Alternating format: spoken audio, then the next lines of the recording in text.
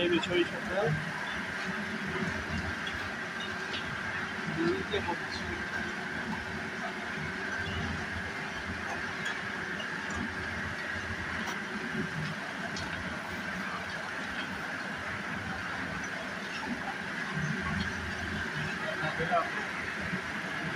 ওই যে এখান থেকে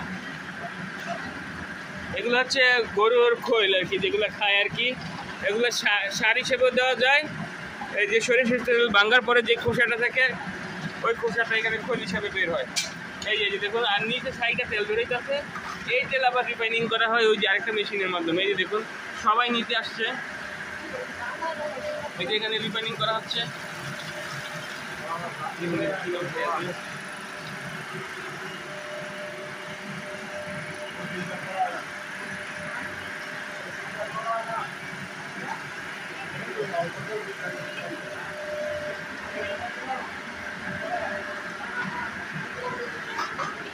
আপনারা তো মজুত করে রাখেন, মানে সবসময় যাতে এটা এই সরিষাগুলো আসে কোন জায়গা থেকে? এলাকার জামালপুরে বিভিন্ন জায়গা থেকে আপনারা সরিষাগুলো নিয়ে আসেন। আবার অনেকে যদি চায় সরিষা নিয়ে আসতে পারে, আপনারা শুধু ভাঙানোর ইয়াটা রাখেন। 18 টাকা। কত করে? 18 18 টাকা কেজি। ও, এটা এটা কতদিন হয়েছে করা ফ্যাক্টরিটা? ভাই 6 মাস হয়। ওই সাইডে এখানে নিয়ে আসেন সামনেরা।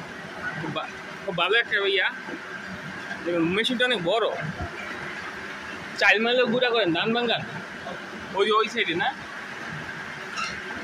আচ্ছা, এই যে দেখুন মেশিনটা কত বড়, নিজে তেল করতেছে। এখানে তেলগুলো নিয়ে আসা হয়, এখানে সারা রিফাইনিং করা হইতেছে। এই যে